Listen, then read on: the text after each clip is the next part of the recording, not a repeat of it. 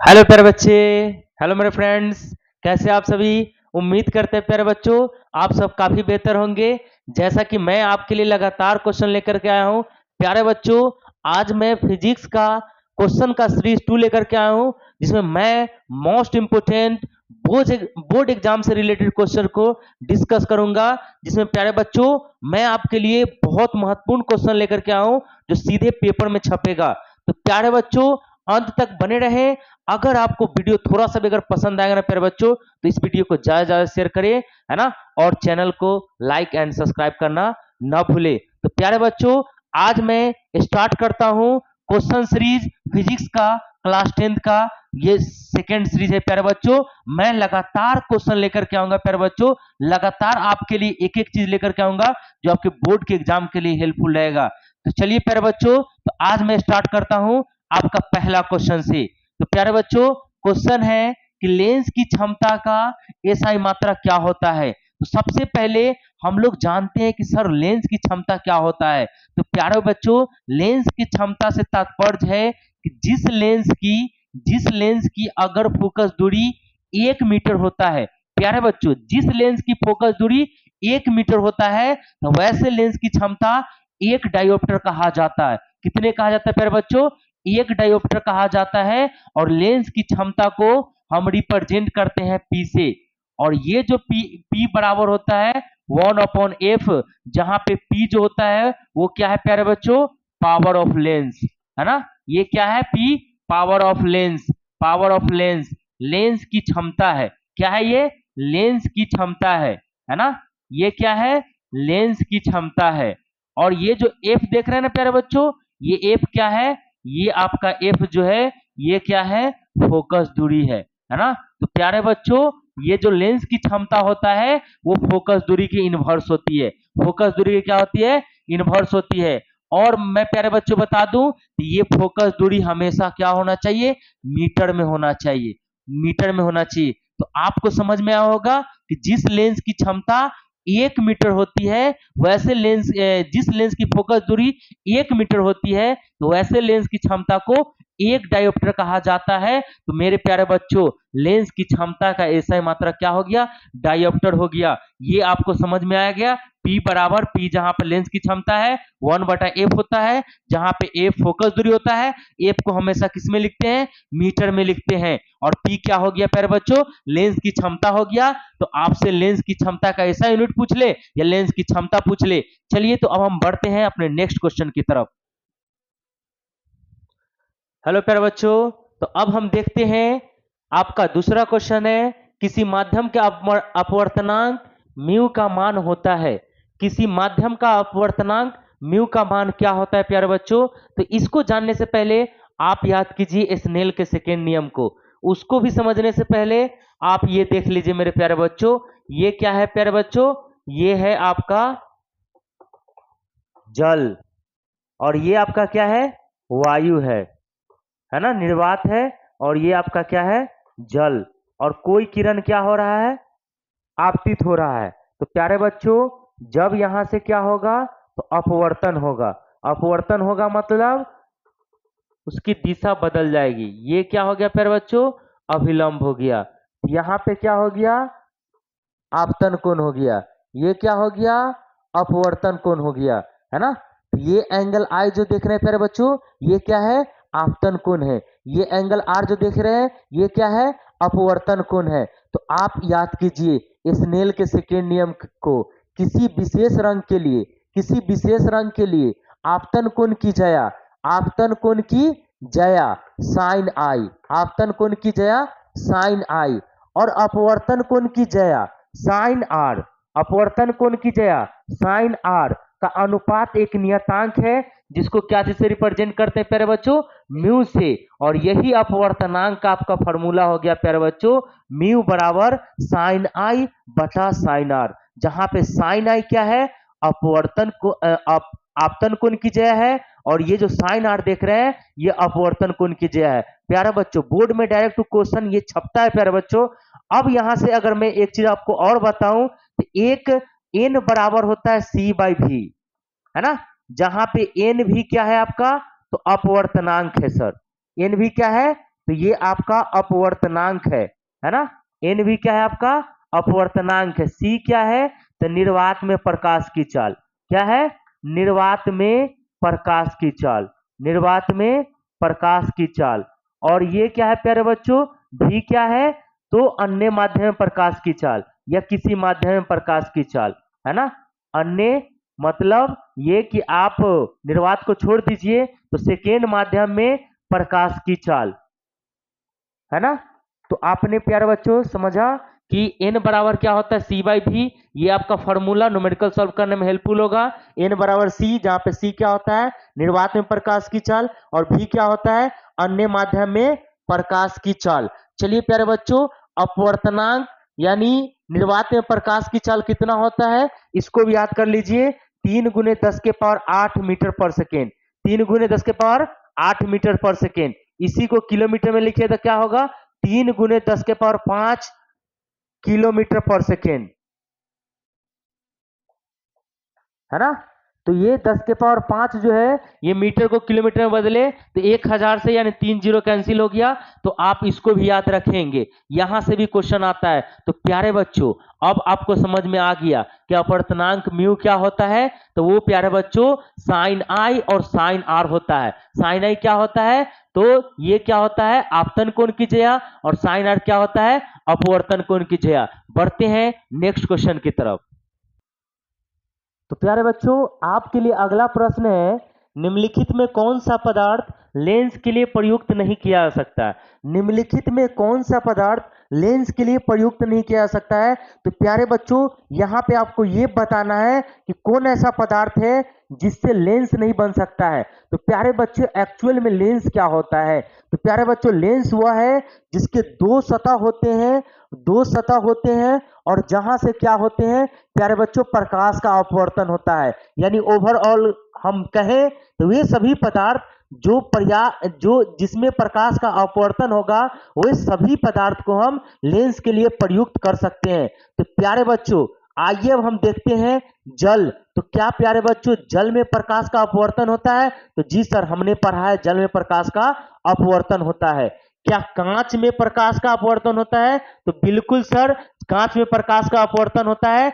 जब प्रकाश निर्वात से कांच में प्रवेश करती है या किसी अन्य माध्यम से कांच में प्रवेश करती है, तो क्या होता है प्यारे बच्चों, प्रकाश का अपवर्तन होता है। तो ये भी आपका क्या है, ये भी इससे भी लेंस बन जाएगा, जल से भी लेंस बन जाएगा, क्योंकि दोनों से क्या हो रहा है, प्रकाश का अपवर्तन हो रहा है। अब प्यारे बच्चों, आप बताइए क्या पीतल से प्रकाश का अपवर्तन होगा। तो बिल्कुल नहीं सर, क्योंकि पीतल तो आपका अपारदर्शी पदार्थ है, उसमें से तो लाइट पास भी नहीं करेगा। तो अपवर्तन की बात तो हम कर ही नहीं सकते हैं। अपवर्तन मतलब क्या, जब किसी एक माध्यम से प्रकाश की चाल अन्य माध्यम में प्रवेश करती है तो उसकी दिशा में परिवर्तन होती है, जो क्या कहलाती है प्यारे बच्चों, अपवर्तन कहलाती है। तो वे सभी चीज जिसमें प्रकाश का क्या हो रहा हो, अपवर्तन हो रहा हो, वो क्या हो जाएगा प्यारे बच्चों, वो लेंस के जैसा हम प्रयुक्त कर सकते हैं। तो इससे ओवरऑल क्लियर हो गया कि ये हमारा पीतल जो है लेंस से प्रयोग नहीं किया सकता है। प्यारे बच्चों, और भी बहुत सारे चीज है, जैसे मिट्टी है, और भी बहुत सारे चीज होंगे जिसको हम लेंस के जैसा प्रयुक्त नहीं कर सकते हैं। और भी बहुत सारे चीज है जिसको हम लेंस जैसा प्रयुक्त कर सकते हैं, जल कांच के अलावा भी। चलिए तो हम नेक्स्ट क्वेश्चन की तरफ बढ़ते हैं। तो प्यारे बच्चों, हम बढ़ते हैं नेक्स्ट क्वेश्चन की तरफ। हमारा क्वेश्चन है, लेंस की मुख्य फोकस की संख्या होती है। लेंस की मुख्य फोकस की संख्या होती है। तो पहले जान लेते हैं प्यारे बच्चों, लेंस एक्चुअल में होता क्या है। तो लेंस जो दो पारदर्शी सतहों से घिरा होता है, दो पारदर्शी सतह से घिरा होता है, वो क्या होता है प्यारे बच्चों, लेंस होता है। और एक बात बता दे, लेंस जो होते हैं वो किसी न किसी खोखले गोले का भाग होता है। तो आइए प्यारे बच्चों, हम जरा लेंस को समझते हैं, है ना। ये मेरा एक खोखला भाग हो गया और ये मेरा दूसरा खोखला भाग हो गया। अब प्यारे बच्चों, अब जरा यहाँ पे आप ध्यान दें, ये हिस्सा देख रहे हैं, ये हिस्सा, है ना, ये हिस्सा आपका क्या हो जाएगा, लेंस हो जाएगा। और ये क्या हो जाएगा, इसका केंद्र हो जाएगा। और ये क्या हो जाएगा, इस लेंस का प्यारे बच्चों हिस्सा हो जाएगा।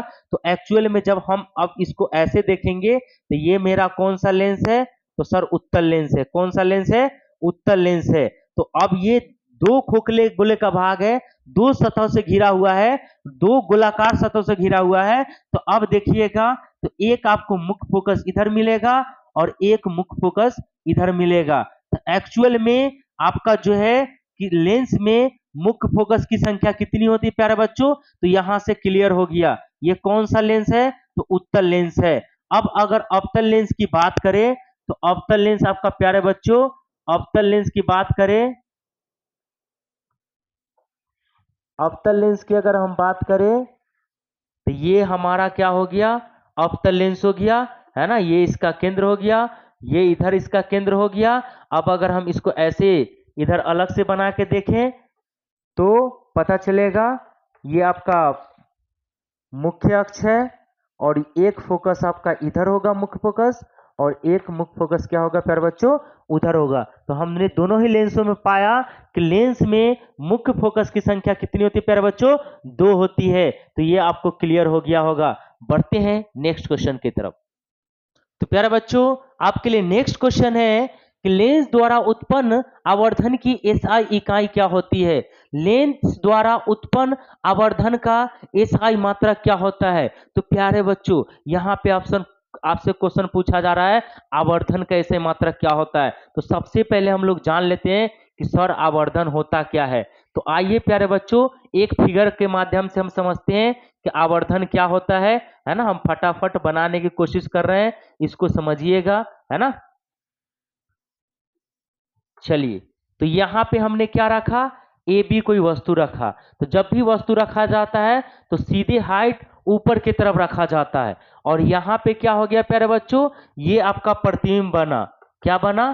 प्रतिबिंब बना, है ना। तो आवर्धन जो होता है प्यारे बच्चों, आवर्धन वो प्रतिबिंब की ऊंचाई और वस्तु की ऊंचाई के अनुपात को कहते हैं। तो प्यारे बच्चों, यहाँ पे वस्तु की ऊंचाई ये भी किसी न कोई मात्रा होगा, मात्रक होगा, या सेंटीमीटर हो या मीटर में हो, कुछ भी पॉसिबल हो सकता है, मीटर सेंटीमीटर कुछ भी हो सकता है। लेकिन जब हम प्रतिबिंब की ऊंचाई और वस्तु की ऊंचाई दोनों अगर मीटर में हो या दोनों सेंटीमीटर में हो, तो दोनों ही मात्रा क्या हो जा रहा है, कट जा रहा है। दैट मीन्स आवर्धन का मात्रक नहीं आएगा प्यारे बच्चों, वो एक न्यूमेरिकल वैल्यू आएगा। तो इससे क्लियर हो जाता है कि लेंस के आवर्धन मतलब प्रतिबिंब की ऊंचाई और वस्तु की ऊंचाई, और हम दोनों ऊंचाई को किसी मात्रक से जब रिप्रेजेंट करेंगे, तो चूंकि ऊंचाई है तो ऊंचाई को या तो दूरी में मापेंगे या मीटर में मापेंगे या सेंटीमीटर में। तो प्यारे बच्चों, जब उसको भाग करेंगे तो दोनों क्या हो जाएगा, कैंसिल हो जाएगा। तो इससे हमें पता चलता है कि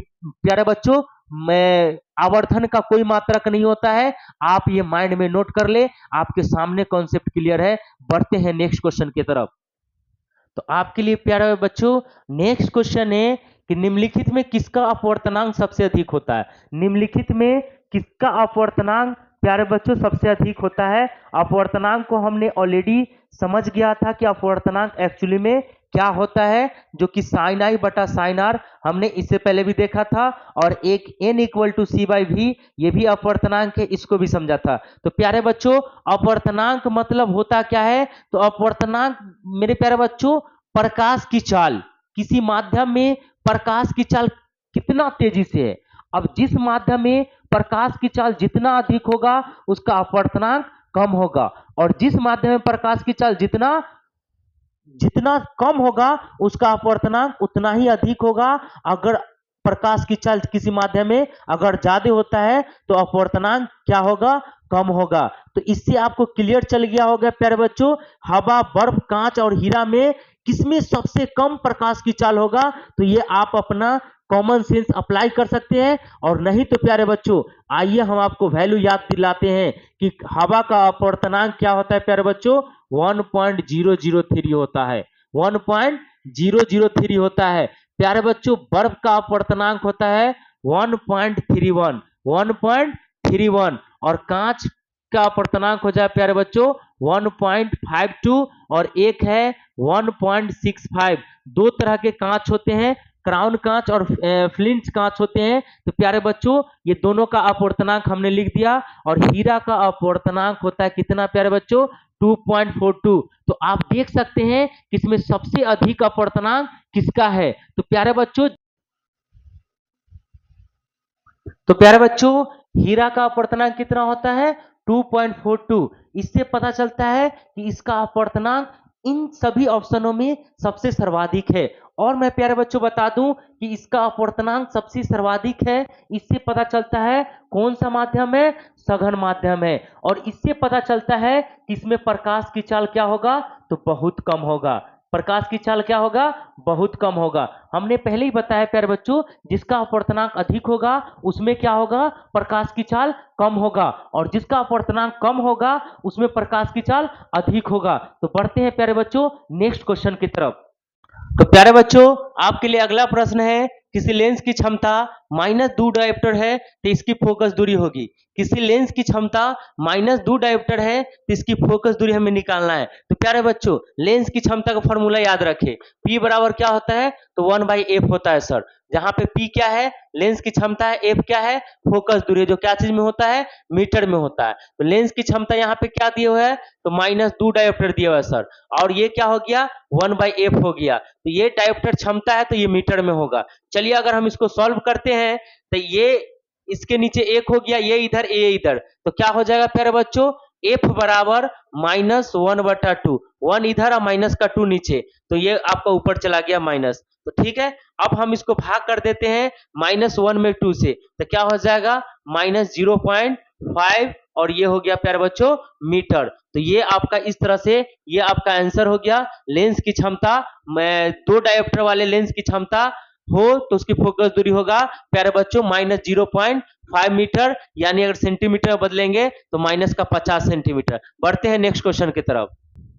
तो प्यारे बच्चों आपके लिए अगला प्रश्न है, किस लेंस को अभिसारी लेंस कहा जाता है। तो प्यारे बच्चों हम यहाँ पे आपको दोनों बताने वाले हैं कि कौन से लेंस को अपसारी लेंस कहा जाता है और कौन से लेंस को अभिसारी लेंस कहा जाता है। तो सबसे पहले हम बात करते हैं कौन सा लेंस के, तो उत्तल लेंस के बारे में बात करते हैं। तो प्यारे बच्चों जब आप उत्तल लेंस को देखेंगे तो आप पाएंगे कि इस पे जितने किरणें होती हैं, इस पे जितने पड़ने वाली किरणें होती हैं, अपवर्तन के बाद वो सभी क्या होती हैं, एक बिंदु पर जाके मिलती है ना। तो प्यारे बच्चों जब सभी किरणें एक ही बिंदु पे आके मिलती है उसको कहते हैं अभिसारी किरणें। और याद रखिए यहाँ पे भी क्या हो रहा है, उत्तल लेंस में सभी किरणें एक ही बिंदु पे जाके मिल रहा है, इसीलिए जो है उत्तल लेंस को क्या कहा जाता है, तो उत्तल लेंस को प्यारे बच्चों क्या कहा जाता है, अभिसारी लेंस कहा जाता है। क्या कहा जाता है, अभिसारी लेंस कहा जाता है। अब चलिए प्यारे बच्चों मैं आपको समझा देता हूं कि अपसारी लेंस किसको कहते हैं। तो ये देखिए, ये प्यारे बच्चों क्या हो गया, तो ये हो गया आपका अवतल लेंस। क्या हो गया, अवतल लेंस। जब यहाँ पे कई सारे किरणें जब इसके सतह पे पड़ते हैं तो अपवर्तन के बाद ये भिन्न भिन्न दिशाओं में क्या हो जाती है, फैल जाती है। और जब किरणें भिन्न भिन्न दिशाओं में फैल जाती है तो वो क्या कहलाता है प्यारे बच्चों, तो वो कहलाता है आपका कौन सा लेंस, तो आपका अवतल लेंस कहलाता है ना। कौन सा लेंस कहलाता है, अवतल लेंस। तो प्यारे बच्चों यहाँ पे मैंने आपको दोनों चीज क्लियर किया कि कौन सा लेंस को अभिसारी लेंस और कौन सा लेंस को अपसारी लेंस कहा जाता है। तो आंसर से आइए कि किस लेंस को अभिसारी लेंस कहते हैं। तो यहाँ पे आप देख सकते हैं कि उत्तल लेंस को अभिसारी और अवतल लेंस को अपसारी कहा जाता है। चलिए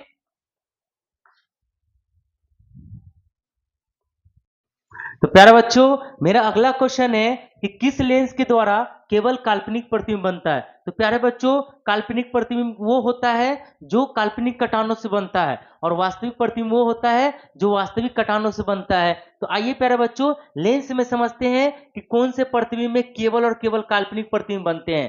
तो वो मेरा हो गया उत्तल लेंस। तो आपको प्यारे बच्चे बता दें कि इसमें दोनों प्रकार के प्रतिबिंब बनता है, दोनों प्रकार के प्रतिबिंब बनता है। यानी इसमें आपका वास्तविक प्रतिबिंब भी बनेगा और प्यारे बच्चों काल्पनिक प्रतिबिंब बनेगा। किसके अंदर, तो उत्तल लेंस के अंदर वास्तविक और काल्पनिक दोनों प्रकार के प्रतिबिंब बनता है। लेकिन इसमें बता दे आपका केवल और केवल क्या बनते हैं, तो काल्पनिक प्रतिबिंब बनते हैं। क्या बनते हैं प्यारे बच्चों, तो काल्पनिक प्रतिबिंब बनते हैं। कि कौन से लेंस में, तो अवतल लेंस में, है ना। और उत्तल लेंस में प्यारे बच्चों दोनों प्रकार के प्रतिबिंब बनते हैं, एक काल्पनिक 5 वास्तविक बनते हैं, और इसमें 2 प्रतिबिंब बनते हैं और दोनों को दोनों ही क्या बनते हैं, काल्पनिक प्रतिबिंब बनते हैं। चलिए प्यारे बच्चों तो अब आपको समझ में आ गया है कि कौन सा आंसर हो जाए, किस लेंस के द्वारा केवल काल्पनिक प्रतिबिंब बनता है। तो वो प्यारे बच्चों आंसर हो जाएगा अवतल लेंस के द्वारा। बढ़ते हैं नेक्स्ट क्वेश्चन की तरफ। तो प्यारे बच्चों नेक्स्ट क्वेश्चन है आपके लिए कि 20 सेंटीमीटर फोकस दूरी वाले लेंस की क्षमता होगी। 20 सेंटीमीटर फोकस दूरी वाले लेंस की क्षमता ज्ञात करना है प्यारे बच्चों। तो आइए हम लेंस की क्षमता आपको पढ़ा चुके हैं, याद कीजिए प्यारे बच्चों, हमने आपको लेंस की क्षमता पढ़ाया था। P बराबर क्या होता है, तो 1/f होता है। P बराबर क्या होता है, 1/f होता है, जहां पे f क्या है प्यारे बच्चों, फोकस दूरी है। तो P 1 और f फोकस दूरी कितना दिया हुआ है प्यारे बच्चों, तो 20 सेंटीमीटर दिया हुआ है। तो यहाँ पर रख देते हैं 20 सेंटीमीटर। आपको पता होना चाहिए कि फोकस ये लेंस की क्षमता क्या में होता है, मीटर में होता है। तो 20 को हम क्या में बदल देते हैं, सेंटीमीटर को मीटर में। 100 से भाग कर दिए, 100 ऊपर चला जाएगा और ये हो गया आपका 20 नीचे, और ये प्यारे बच्चों कट के कितना आ गया, 5 डायोप्टर आ गया। तो इसका सही जवाब होता है प्यारे बच्चों 5 डायोप्टर, है ना। तो अब हम प्यारे बच्चों उम्मीद करते हैं कि आपको क्वेश्चन जो है बहुत बेहतर तरीके से समझ में आया होगा। उम्मीद करते हैं प्यारे बच्चों ये आपके लिए एग्जाम के लिए काफी हेल्पफुल होगा। ये मोस्ट VVI इंपोर्टेंट क्वेश्चन है फॉर बोर्ड एग्जाम। तो प्यारे बच्चों अगर थोड़ा सा भी मेरा वीडियो अच्छा लगा हो तो प्यारे बच्चों इसको ज्यादा शेयर करें, ज्यादा लाइक करें। आपका लाइक शेयर कमेंट ही हमारा मोटिवेशन है, जिसके लिए मैं मेहनत कर रहा हूं। आज के लिए इतना ही, best of luck, thank you.